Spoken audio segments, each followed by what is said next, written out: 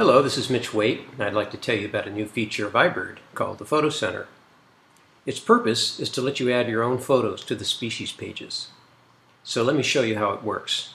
First, open iBird. I'll use Pro, but the Photo Center is found on all versions of iBird. Let's go to the Allen's Hummingbird.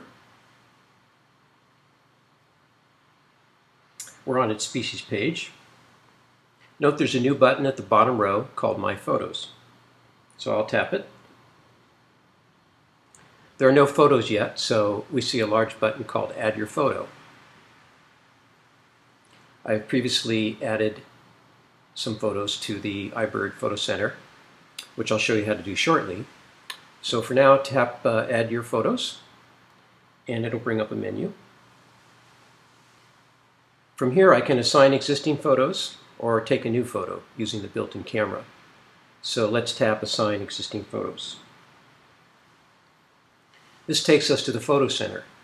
You can see there is an area on top that shows any photos assigned to the species, and there's none, and an area at the bottom that shows photos not assigned to the species. Right now there's just two that I've imported. So I'm going to pick the Allen Hummingbird nesting photo to add to the species page, and it puts a little orange check mark on it, as you can see. Now I could keep selecting photos here, but for now I'm just going to do this one. So now we tap the Assign button in the bottom tab bar. You hear a little sound and the photo goes into the top area, the Assigned to Species area, so we're always aware of what is assigned and not assigned to a bird. So now we tap Done, and we're back on the Allen's Hummingbird species page, and it's showing the photos we chose. I can tap it to show it to you full screen. That's all there is to it.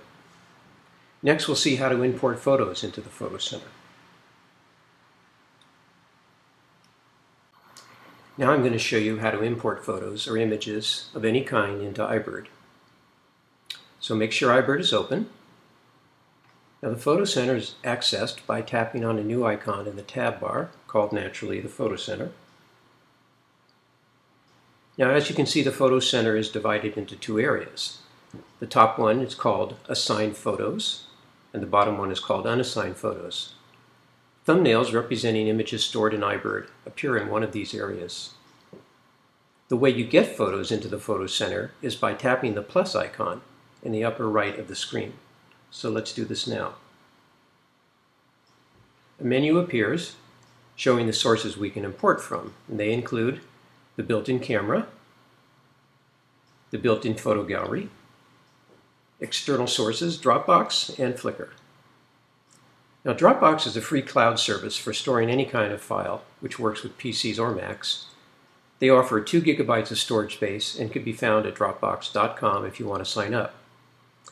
We have previously uploaded some photos to Dropbox, so we used this as the import source for this example. So tap on Dropbox.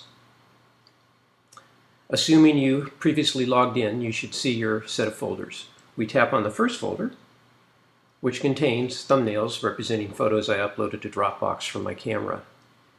To import photos, just tap on their names, and when ready to import, tap the Done button in the upper right, and iBird will start downloading them, as you'll see here.